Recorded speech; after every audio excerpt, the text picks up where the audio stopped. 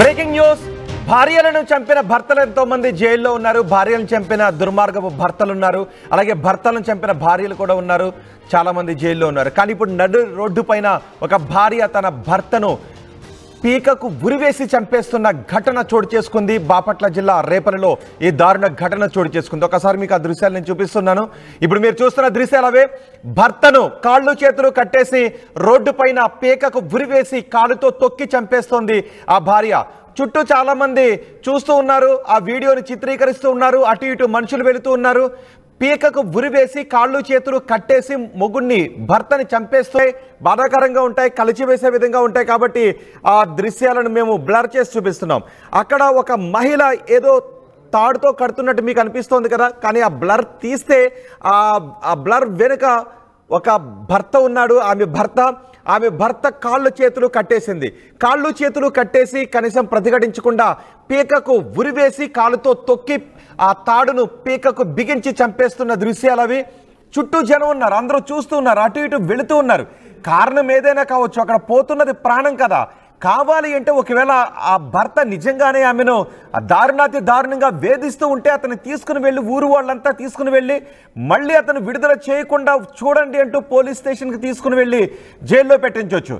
కానీ భర్తను చంపేస్తూ ఉంటే, ఒక ప్రాణం పోతూ ఉంటే అక్కడ చూడండి, ఒకసారి ఇంత పొట్టేసుకుని అటు ఇటు తిరుగుతున్నాడు ఆ వ్యక్తి, ఏదో మాట్లాడుతున్నాడు, కానీ ఆపే ప్రయత్నం చేయలేదు. అక్కడ పోతుంది ఒక ప్రాణం కదా. కారణం ఏదైనా కావచ్చు, వేధింపులు కావచ్చు, కానీ అక్కడ ఒక మనిషి ప్రాణం పోతుంది.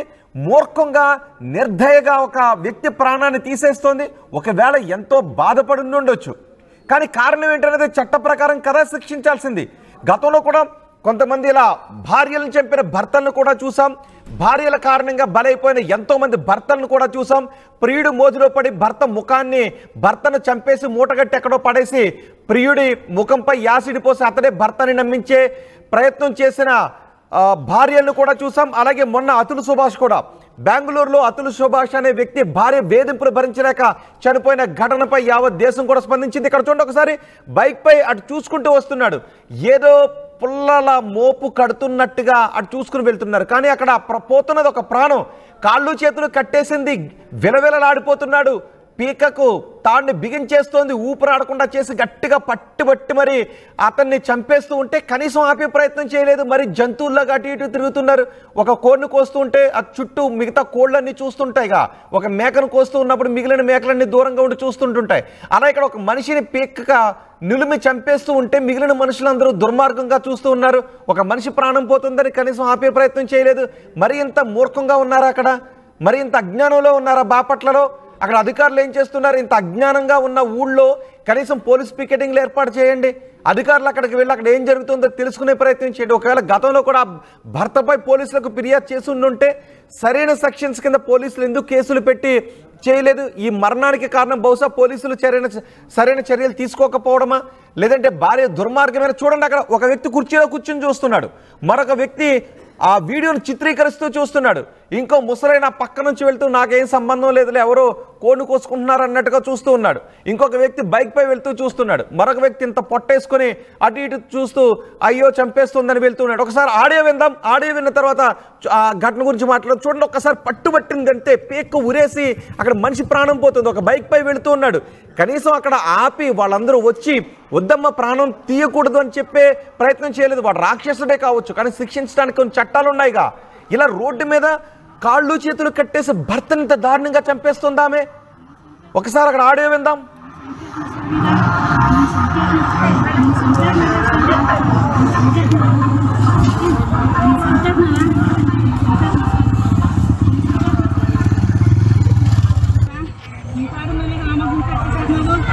నీ తాడు తీసుకు వెళ్ళిపోయావు, కానీ బంగారం ఉన్నప్పుడు నీ తాడు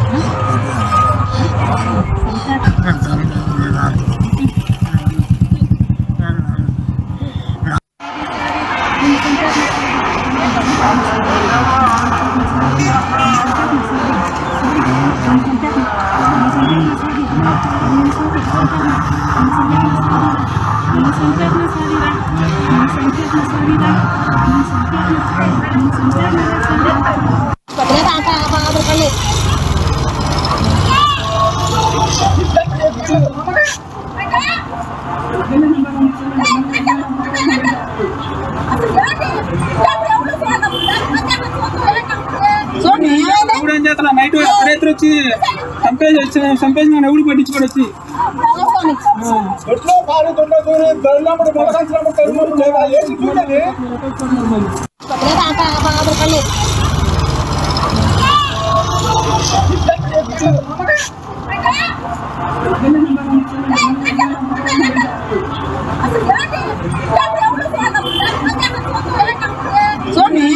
ఏం చేస్తున్నా నైట్ రైతులు వచ్చి చంపేసి ఎవడు పట్టించుకోడు వచ్చి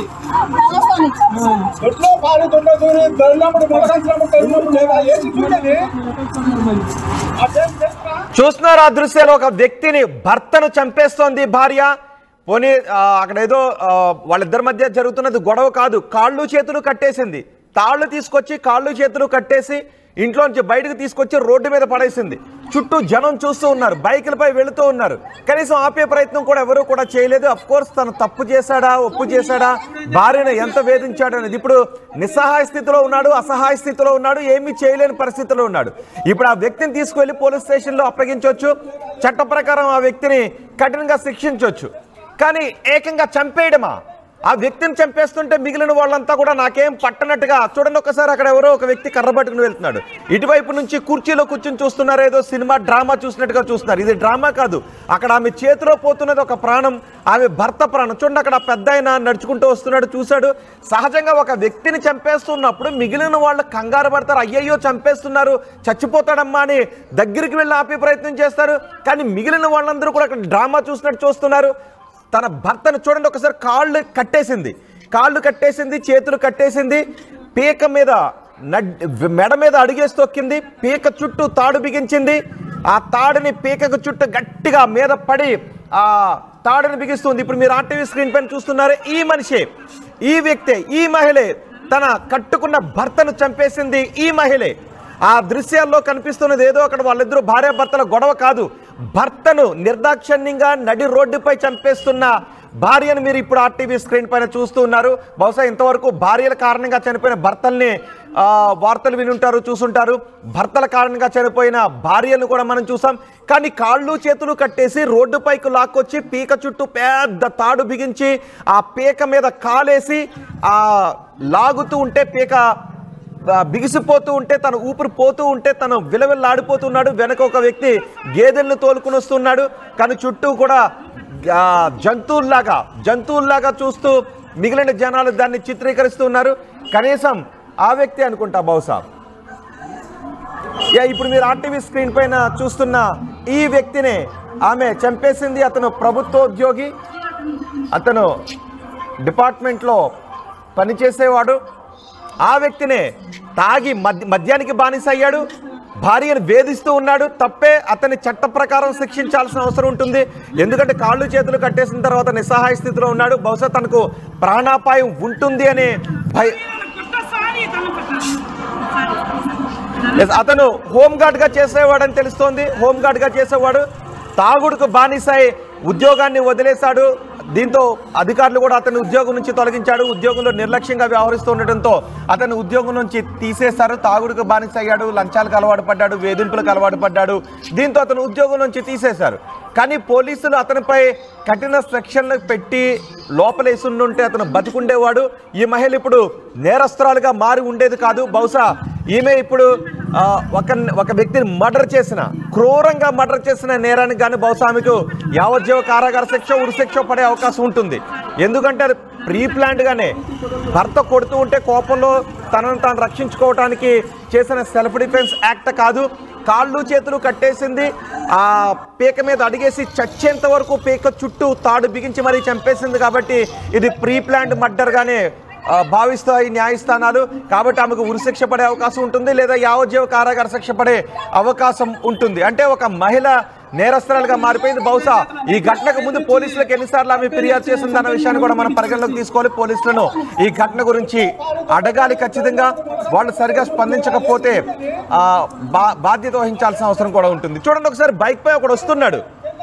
ఏదో ఆమె పుల్లల మోపు కట్టుకుంటుందో లేదంటే ఏదో ఒక కోడిని కడుతూ ఉన్నట్టు, కోడిని కోసుకుంటూ ఉన్నట్టు చూస్తుంటారుగా, జాతరలో కోడిని కోసేటప్పుడు చూస్తుంటారు కదా, ఆ విధంగా చూస్తున్నారు, ఆ మాదిరి చూస్తున్నారు. కానీ అక్కడ పోతున్నది ఒక ప్రాణం. కాళ్ళు చేతులు కట్టేసింది.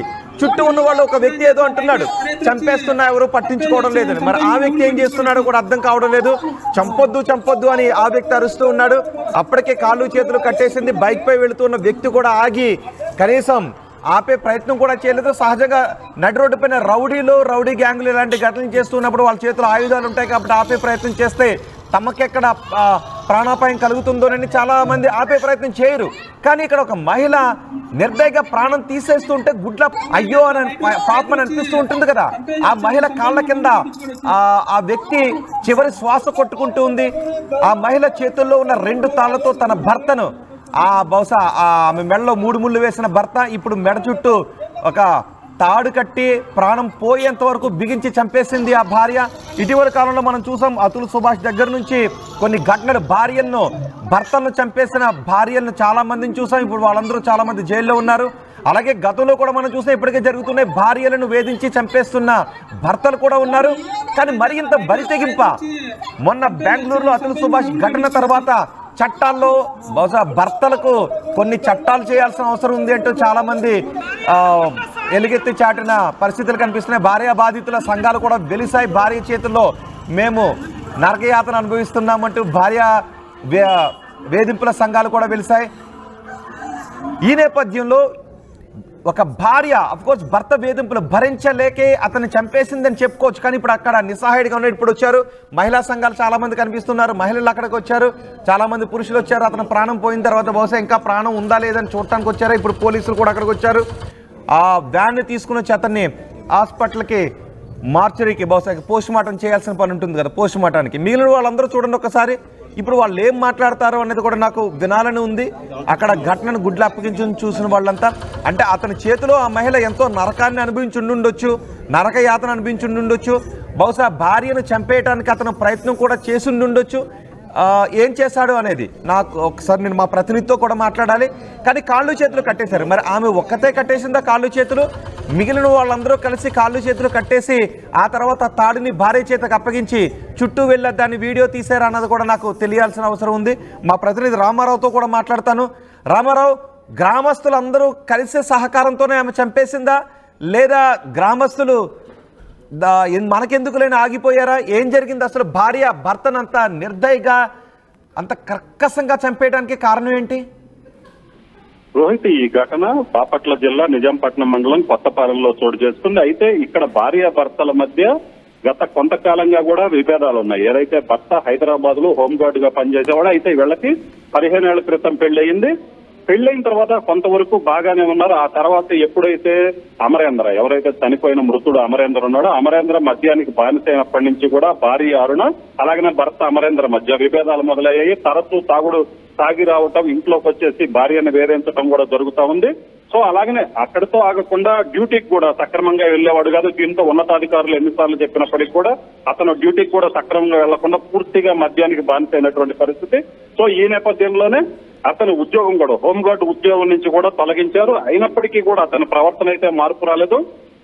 సుమారు 2-3 ఏళ్ల పాటు భర్త వేధింపులు భరించినటువంటి భార్య అరుణ చివరికి ఇక భర్త మారడు, పూర్తిగా మద్యానికి బానిసయ్యాడు. ప్రతిరోజు తాగి రావడం. అంటే నిజానికి వేధింపులు, తాగుబోతు అయిపోయాడు, కుటుంబాన్ని పట్టించుకోవడం లేదు, ఆమె వదిలేసేయచ్చు.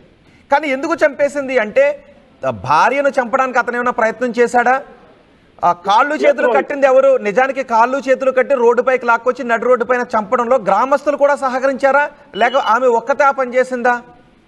ఎసరో అయితే ఇక్కడ చాలా రోజుల పాటు వీళ్ళిద్దరూ కూడా విడిగా ఉన్నారు. ఏడాది పాటు కూడా భార్య అరుణ కొత్తపాలెం పుట్టింటికి వచ్చేసింది, ఆమె తల్లిదండ్రుల వద్దనే ఉంటుంది. ఈ నేపథ్యంలోనే ఈ భర్త ఏదైతే అమరేంద్ర మద్యం తాగి మళ్లీ అత్తగారింటికి రావడం జరిగింది. భార్యను తనతో పాటు రావాలని కోరటం జరిగింది. దాంతో పాటు నువ్వు రాకపోతే నేను ఊరుకునేది లేదంటూ కూడా ఒక కర్ర తీసుకొని భార్యపై దాడి చేసే ప్రయత్నం చేశారు. సో ఆ సమయంలోనే అరుణ తిరగబడింది భర్త మీద. ఎందుకంటే అప్పటికే భర్త మీద పూర్తిగా విరక్తి చెందింది. అతని వేధింపులు తట్టుకోలేక ఇంటికి వచ్చి ఏడాదిగా దూరంగా ఉంటుంది. సో మళ్ళీ భర్త రావటం, అలాగనే వచ్చే సమయంలో మళ్ళీ ఇతను మద్యం దాగొచ్చాడు. సో అది కూడా ఆమెకి తీవ్ర ఆగ్రహం తెప్పించింది. ఎందుకంటే మద్యానికి బానిసయ్యే వేధించాడు. ఆ వేధింపులు తట్టుకోలేకనే ఇంటికి వచ్చేసింది పుట్టింటికి. సో మళ్ళీ పుట్టింటికి కూడా మద్యం దాగొచ్చేసి తనని మళ్ళీ రావాలి అని వేధించడమే కాకుండా కర్ర తీసుకొని వచ్చి తనపై దాడికి కూడా ప్రయత్నించారు. సో ఈ నేపథ్యంలోనే అరుణ కూడా భర్త మీద రివర్స్ అయింది.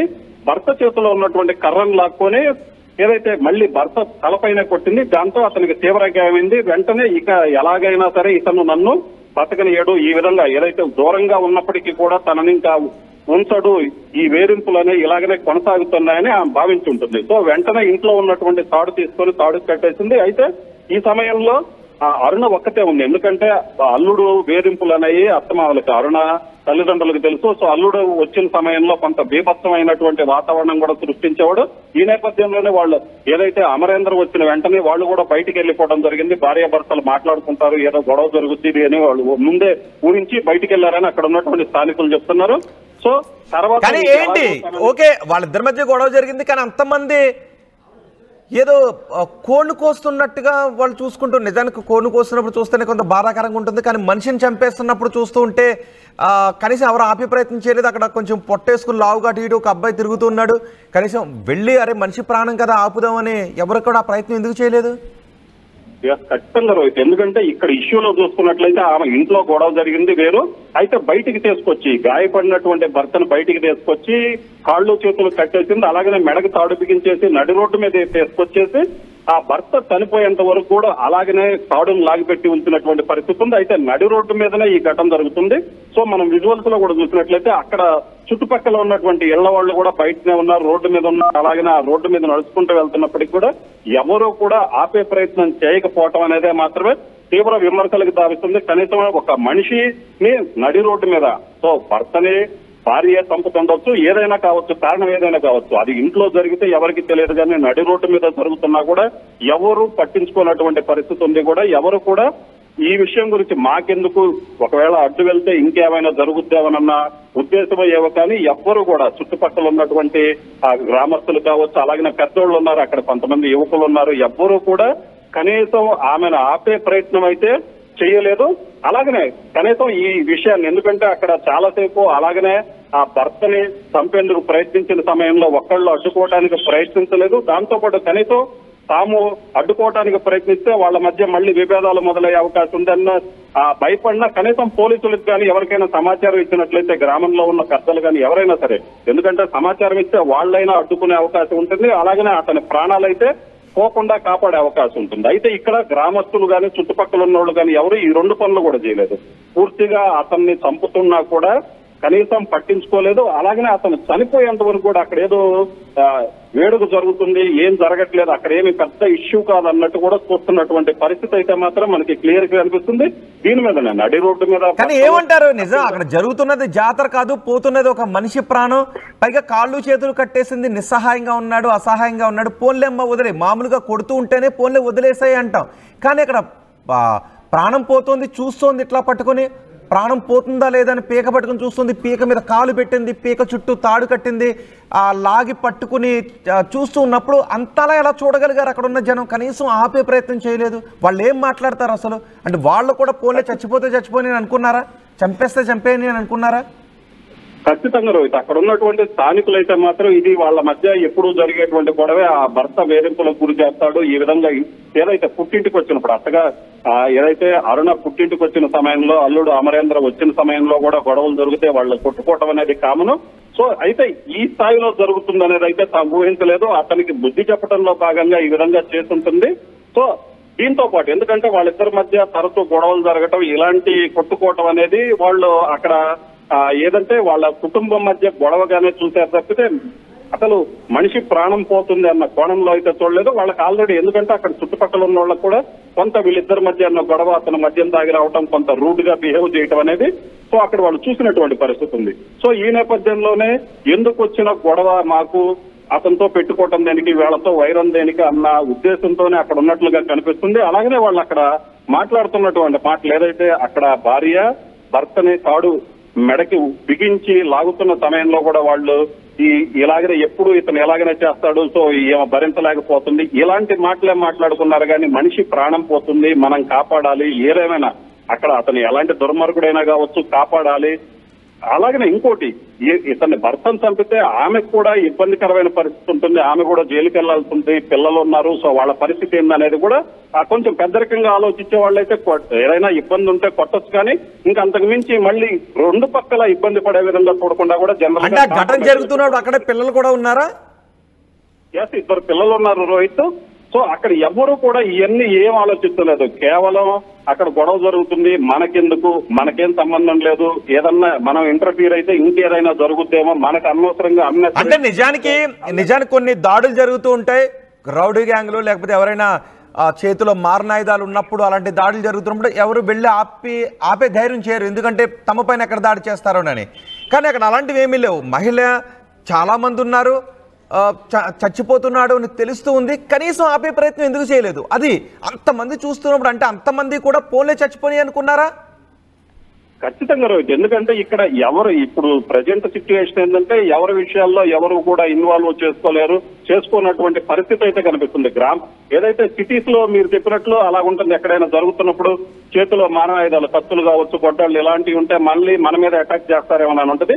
ఆ గ్రామాల్లో అయితే మాత్రం అలాంటి పరిస్థితి ఉండదు. ఏదైనా ఎక్కడైనా గొడవ జరుగుతున్నా, కొట్టుకుంటున్నా కూడా పోయి మనుషులను ఆపటం కానీ, వాళ్ళ మధ్య కాంప్రమైజ్ చేయడం కానీ, వాళ్ళని పక్కకు పంపించడం కానీ ఇలాంటి సిచ్యువేషన్ జరుగుతుంటాయి. కానీ ఇప్పుడున్న సిచ్యువేషన్ చూసినట్లయితే, ఏదైతే కొత్తపాలెంలో జరిగినటువంటి ఇష్యూ చూసినట్లయితే, నడి రోడ్డు మీద, అది ఒక పల్లెటూరు నడి రోడ్డు మీద అత్యంత దారుణంగా చంపుతున్నా కూడా గ్రామస్తులు ఎవరు కూడా కనీసం పట్టించుకోలేదు, కాపాడటానికి ప్రయత్నించలేదు. అసలు ఆ కుటుంబం ఏమైపోద్ది, రేపు ఆ మహిళకైనా ఇబ్బందే, భార్య అరుణకైనా ఇబ్బంది జరుగుద్ది, అతను చనిపోతే భార్యాభర్తల మధ్య గొడవలు ఇలాంటి కామను. సో ఇలాంటి వాటిని పెద్దలుగా ఉండేవాళ్ళు కావచ్చు, చుట్టుపక్కల వాళ్ళు కానీ సర్ది చెప్పాల్సింది పోయి కనీసం పట్టించుకోకపోవడం అనేది అయితే మాత్రం తీవ్ర విమర్శలకు దావిస్తుంది. అలాగే అక్కడ ఉన్నటువంటి వీడియోలు ఏదైతే వైరల్ గా మరి ఆ వీడియోలు చూసినట్లయితే నిజంగా ఇలాంటి వాళ్ళు ఎలాగున్నారు అంటే, గ్రామాల్లో కూడా ఇలాంటి సిచ్యువేషన్ ఉందా, కనీసం జరుగుతుంటే ఒక మనిషి ప్రాణం పోతుంటే కూడా పట్టించుకోలేటువంటి పరిస్థితుల్లో గ్రామాల్లో ఉన్నటువంటి జనం కూడా ఇలాగ తయారయ్యారా. అందుట్లో అక్కడ మహిళ ఒకవేళ ఆమెను అడ్డుకోవడానికి ప్రయత్నించినా వాళ్ళకి వచ్చేటువంటి ఇబ్బంది ఏం లేదు.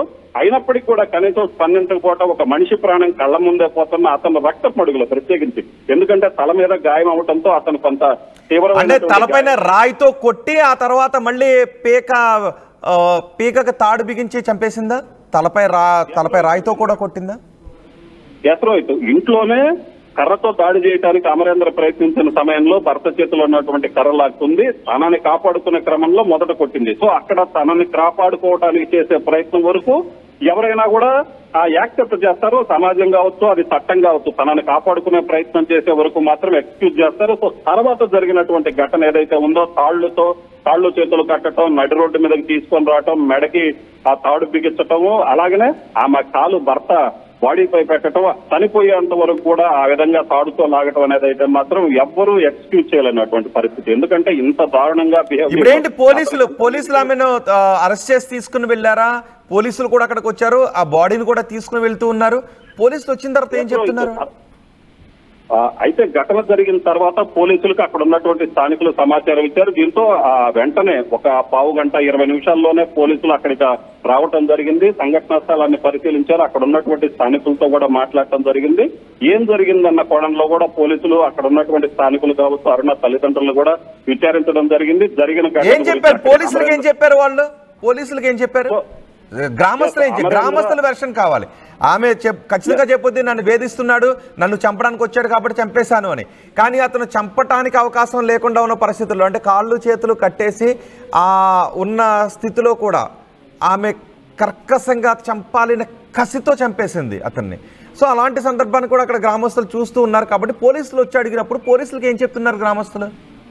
సో గ్రామస్తులు కూడా ఇదే చెప్పారు. తాము ఏదైతే అమరేంద్ర అక్కడికి రావటం జరిగింది, వచ్చిన తర్వాత ఇంట్లోకి వెళ్ళాడు, భార్యతో మాట్లాడాడు, అక్కడ ఇంట్లో కేకలు వినపడ్డాయి. తర్వాత అరుణ అమరేంద్రను బయటికి తీసుకొని వచ్చింది. బయటికి తీసుకొని వచ్చిన సమయంలో అతనికి తలకి గాయమైంది. సో అతను కొంత పూర్తిగా ప్రతిఘటించే పరిస్థితుల్లో అయితే లేడు. ఆ సమయంలోనే ఆమె తాడుతో మెడకి బిగించేసి అతను చనిపోయేంత వరకు కూడా నీ వేధింపులు నేను భరించలేకపోతున్నాను, ఇక నా వల్ల కాదు అంటూ కూడా ఆమె బలంగా లాగటం చూసామని కూడా వాళ్ళు చెప్తున్నారు. అయితే ఇక్కడ ఇంకోటి కూడా, ఎందుకంటే గతంలో కూడా ఇలాంటి ఘటనలు జరిగే, వాళ్ళిద్దరు కొట్టుకోవటం, తల్లిదండ్రుల వద్దకు రావటం, పంచాయతీ జరగటంతో కొంత పెద్దలు సర్ది చెప్పిపోవడం, ఏదైతే కుటుంబంలో ఉన్నటువంటి పెద్దలు సర్ది చెప్పడం, ఇలాంటివన్నీ కూడా జరిగాయి. సో రెగ్యులర్ గా అలా ఇంత స్థాయిలో అయితే ఇది చేస్తారు, చనిపోతాడు అని భావించలేదు. కొంత అతన్ని మళ్ళీ వదిలేస్తారు అని అనుకున్నాం, కానీ ఈ విధంగా జరుగుద్దని మేమైతే అనుకోలేదు. అయితే వాళ్ళ మధ్య గొడవలు మామూలే కాబట్టి సో మేమేమి ఇంటర్ఫీర్ అవ్వలేదు అన్నట్టుగా పోలీసులకు చెప్పారు. అయితే అక్కడ పోలీసులు అయితే మాత్రం ఆ చుట్టుపక్కల, ఎందుకంటే ఆ వీడియో ఆ ఫుటేజ్ లో ఉన్నటువంటి అక్కడ స్థానికంగా ఒక ముసలి వ్యక్తి అక్కడ తిరగటం కావచ్చు, అలాగే బైక్ మీద కావచ్చు, అక్కడ కుర్చీలో కూర్చొని ఉన్నటువంటి యువకులు కావచ్చు, సో వీళ్ళందరినీ కూడా పూర్తి స్థాయిలో విచారించారు. అక్కడ ఏం జరిగింది, ఏ సమయంలో ఏం జరిగింది అనేది మొత్తం కూడా డేటా సేకరించడం జరిగింది. ప్రస్తుతం అయితే మాత్రం అరుణ పోలీసుల అదుపులో ఉంది. దీనికి సంబంధించి పూర్తి స్థాయిలో ఆధారాలు సేకరించి కేసు నమోదు చేశారు. రోహిత్. రైట్ రామారావు, ఇప్పుడు మీరు చూస్తున్నది ఏదో జాతర కాదు, ఏదో వేడుక కాదు, అక్కడ పోతున్నది ఒక ప్రాణం, ఆమె భర్త ప్రాణం. ఆమెనే 3 ముళ్ళు వేసి కట్టుకున్నాడు అతను, కానీ అతని మెడలో ఇప్పుడు ఒక ఉరితాడు వేసి బిగించి చంపేసింది ఆ భార్య. అతని వేధింపులు భరించలేక చంపేసింది అని చెప్తోంది. ఇప్పుడు మీరు ఆర్టీవీ స్క్రీన్ పైన చూస్తున్నారుగా, రైట్ సైడ్ చూస్తున్నారు. ఆ వ్యక్తి హోంగార్డ్గా పనిచేసేవాడు, గతంలో మద్యానికి బానిస అయ్యాడు. ఉద్యోగం అంటే బాధ్యత లేదు, కుటుంబం అంటే బాధ్యత లేదు, ఏమాత్రం బాధ్యత లేకుండా ఉండటంతో అతన్ని ఉద్యోగం నుంచి తీసేశారు. కానీ భార్యను వేధిస్తూ ఉండేవాడు. సో ఇద్దరు విడివిడిగా ఉంటున్నారు. ఈ క్రమంలోనే భార్య దగ్గరికి వచ్చాడు, మరోసారి భార్యతో గొడవ పడ్డాడు. ఇక వేధింపులు భరించలేక అతని కాళ్ళు చేతులు కట్టేసి రోడ్డుపైకి తీసుకొచ్చి మెడ చుట్టూ తాడు బిగించి కసిగా పీక మీద అడిగేసి ఆ మెడ చుట్టూ ఊపిరి ఆగిపోతున్నా సరే కనీసం మనిషిని చంపేస్తున్నాను అనే బాధ కూడా లేకుండా, భర్తను చంపేస్తున్నాను అనే బాధ కూడా లేకుండా ఆమె నిర్దయగా కర్కశంగా చంపేసింది. ఆ సమయంలో చుట్టూ జనం చూస్తూ ఉన్నారు. ఆమె ఏదో ఇంట్లో ఎవరికి కంటబడకుండా చంపేయలేదు, అందరూ చూస్తూ ఉండగా నడి రోడ్డు పైన చంపేస్తుంది. అఫ్కోర్స్ ఎంతో విసిగిపోయి ఉండొచ్చు, ఎంతో వేదనకు గురై ఉండొచ్చు, కానీ జనం చూస్తున్నారు, అక్కడ చుట్టూ ఉన్న జనం చూస్తున్నారు. కనీసం ఆపే ప్రయత్నం చేయలేదు. అతని పోలీసులకు అప్పగించి ఉండుంటే చట్ట ప్రకారం వాళ్ళు చర్యలు తీసుకుని ఉండేవారు. గతంలో కూడా చాలాసార్లు పోలీస్ స్టేషన్కి వెళ్ళినప్పటికీ పంచాయతీ పోలీసులు సరైన చర్యలు తీసుకోలేదని చెప్తున్నారు. ఇలా గతంలో వారిద్దరి మధ్య చాలా తగులు జరిగాయి, గొడవలు జరిగాయి. కానీ ఈసారి బహుశా చచ్చిపోతాడు అనుకోలేదు అని గ్రామస్తులు చెప్తున్నారు.